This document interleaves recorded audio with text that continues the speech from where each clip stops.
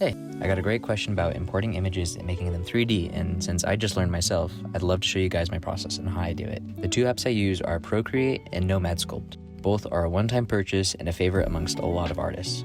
First things first, we're going to get on Procreate and make an image. Now, when wanting to import an image, I make sure that the background is black and what I want to eventually make 3D is white.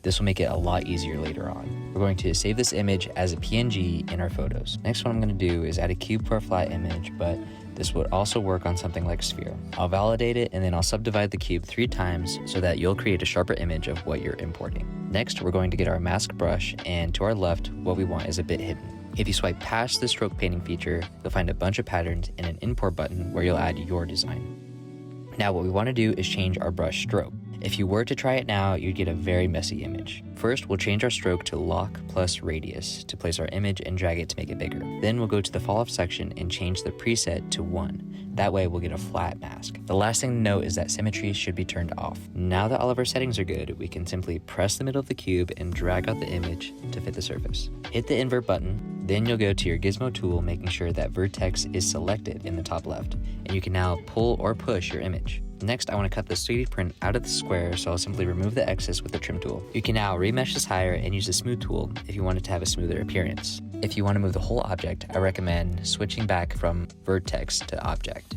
I use this technique when making my kelp shake glider and plaque, and I hope it can help you with your projects. Thanks for checking out this video. I hope you're doing well. Take care.